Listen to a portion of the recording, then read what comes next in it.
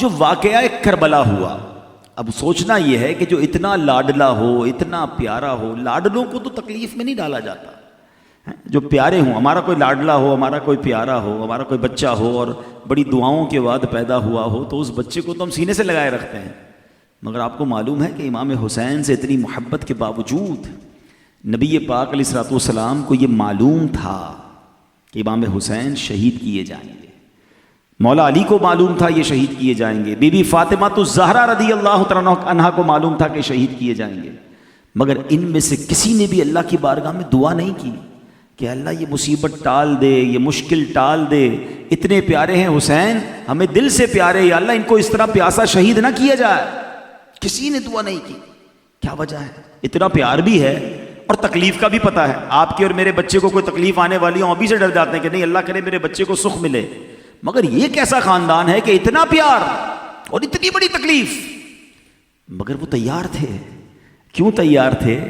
کہ انہیں معلوم تھا یہ ایک ٹیسٹ ہے، یہ اللہ کی رضا ہے، اور اللہ کی رضا پر راضی رہنا یہ اللہ والوں کا طریقہ ہے۔ شاعر لکھتے ہیں نا کہ زباں پر شکوے رنج و علم لایا نہیں کرتے، زباں پر شکوے رنج و علم لایا نہیں کرتے، نبی کے نام لیوا غم سے گھبرایا نہیں کرتے۔ اچھا، اب ہم میں سے کوئی سوچ سکتا ہے کہ جناب ان کو پتا تھا اس لیے وہ ڈیلیبریٹلی تیار ہو گئے، ہمیں تو پتہ نہیں ہم پر کون سی مشکل آنے والی ہے۔ ایسا نہیں ہے، قرآن نے پہلے ہی اناؤنس کر دیا ہے، قرآن پاک نے ہمارے آنے والے ٹیسٹ بھی اناؤنس کر دیے، اور وہ ٹیسٹ میں کیا کیا سوال آئے گا، یوں سمجھے اگر آج کی زبان میں کہوں کہ اس میں کیا کیا آزمائش آئے گی، وہ بھی لسٹ قرآن نے دے دی ہے۔ انفارچونیٹلی ہم قرآن پڑھتے نہیں، ہمیں پتہ ہی نہیں کہ ہمارا کون سا ٹیسٹ آنے والا ہے۔ Be aware. ہاں، میں جو ابھی آیت تلاوت کروں گا اور اس میں لسٹ گنواؤں گا، ان میں کئی لوگ اس وقت ٹیسٹ سے گزر رہے ہوں گے، کوئی نہ کوئی ٹیسٹ چل رہا ہوگا آپ کا، یا کسی کا پچھلے دنوں ہو چکا ہوگا، یا کوئی تیار رہے تھوڑے دنوں بعد آنے والا ہے۔ تو جس کو پہلے ہی پتا ہے میں نے یہ ٹیسٹ دینے ہی ہیں، پھر بندے تیار رہتا ہے کہ ہاں میں نے دینے ہیں۔ مثال کے طور پہ اگر آپ نے کوئی ویکسینیشن کروانی ہے تو آپ کو پتا ہے میں نے کچھ دنوں بعد فلاں انجیکشن لگانا ہے، تو اب آپ ذہنی طور پہ تیار ہو جاتے ہیں۔ تو آپ بی اویئر رہے نا، تیار رہیں۔ کیا کہتا ہے قرآن؟ بسم اللہ الرحمن الرحیم، اللہ کا پاک کلام فرماتا ہے وَلَنَبْلُوَنَّكُمْ بِشَيْءٍ، اب لسٹ سنیے گا، من الخوف والجوع والنقص من الاموال والانفس والثمرات۔ 5 ایک طرح سے سمجھ لیں کوسچنز ہیں، 5 سوالات ہیں، 5 آزمائشیں ہیں جو اللہ کیا فرماتا ہے وَلَنَبْلُوَنَّكُمْ بِشَيْءٍ، ہم ان قریب تمہیں آزمائیں گے۔ It means be ready. کن چیزوں سے؟ خوف سے، جو بھوک سے، من الخوف والجوع والنقص من الاموال، تمہارے مال خراب ہو جائیں گے، بزنس میں پرابلم آئے گا، کبھی ہم کوئی سامان منگواتے ہیں وہ خراب ہو جاتا ہے، کنٹینر خراب ہو جاتا ہے، کوئی بزنس آئٹم ڈسٹرب ہو جاتی ہے۔ پھر فرمایا والانفس والثمرات، انفس یعنی ہمارے جسموں میں پرابلم آئے گا، اچانک بیماری آ جاتی ہے، اچانک کوئی ٹینشن آ جاتی ہے، بندہ کہتا ہے بالکل ٹھیک تھا یار یہ کیا ہو گیا، یہ ٹیسٹ میں خرابی کیسے آ گئی، ڈاکٹر کہتا ہے یہ بیماری آ گئی، اچانک کوئی وائرس آ گیا۔ It will be the part of your life. اور آگے فرمایا اب پھلوں کی کمی سے، اب یہ جو باغ لگاتے ہیں ہمارے کھیتی باڑی کرنے والے بھائی ہیں، بہت بڑی تعداد ہے نا ان کی بھی، تو کسی کی فصل خراب ہو جاتی ہے، کسی کی جناب آنے والی کراپ خراب ہو جاتی ہے، تو یہ وہ تمام چیزیں ہیں جن سے مجھے اور آپ کو آزمایا جائے گا۔ آزمائش سے بچتا کوئی نہیں ہے۔ یہ بھی ایک آج سمجھ لیجئے، سینیریو سمجھ لیجئے۔ ہمیں ایسا لگتا ہے کہ یار میں دکھی ہوں نا، باقی سارے خوش ہیں، کسی کو مسکراتا دیکھتے نا ہمیں لگتا ہے یار مجھے دیکھو کتنا پرابلم ہے، بیماری بھی چل رہی ہے، گھر میں بھی مسائل ہیں، کاروبار بھی ڈیفیکلٹ ہے، اور یہ کتنا ہنس رہا ہے۔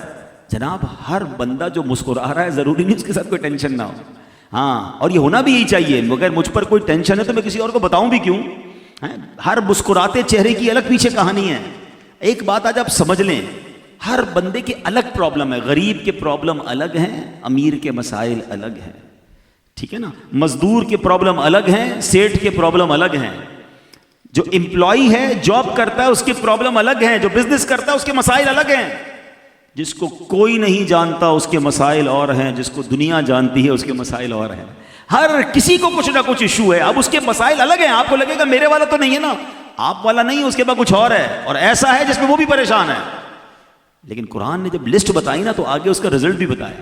کیا فرمایا؟ وَبَشِّرِ الصَّابِرِينَ، خوشخبری ہے صبر والوں کے لیے۔ تو اب عقل مند پتہ ہی کون ہے کہ ہم اپنے اندر یہ الارم سسٹم لگا لیں کہ جیسی کوئی بیماری آئی، کوئی کاروبار میں ڈیفیکلٹی آئی، کوئی بچوں میں پرابلم ہوا، کوئی میری ذات میں پرابلم ہوا، اچانک کوئی آزمائش آئی نا، تو سمجھ جاؤ ٹیسٹ شروع ہو گیا ہے، اور میں نے اس ٹیسٹ کو پراپر طریقے سے گزارنا ہے، کامیاب ہونا ہے صبر کے ساتھ، کیونکہ اللہ نے پھر خوشخبری تیار کر رکھی ہے۔ ہاں اب ذرا غور کریں اس آیت کے تحت، اس سینیریو میں ہم کربلا کے واقعے کو دیکھتے ہیں۔ ایسا لگتا ہے کہ کربلا میں یہ ساری باتیں جمع کر دی گئیں، مجھ پر آپ پر ان پانچوں میں سے کوئی ایک آدھی چیز یا دو چیزیں آ جاتی ہیں۔ اب کربلا میں کیا تھا؟ وہ خوف بھی تھا، وہ بھوک بھی تھی، وہ بیماری بھی تھی، حضرت عابد بیمار بھی تھے، جان کا خطرہ بھی تھا، یعنی کیا نہیں تھا ادھر، ساری چیزیں جمع ہو گئیں۔ اللہ اکبر۔ اور اس کے بعد وہ اس خوبصورت خاندان نے کیا کیا؟ سب صبر سے گزارا، اور آگے کیا ہوا؟ وبشر الصابرین، خوشخبری کیا ملی انہیں شہادت بھی ملی، اور پوری دنیا کے مسلمانوں کے دلوں پر راج بھی ملا۔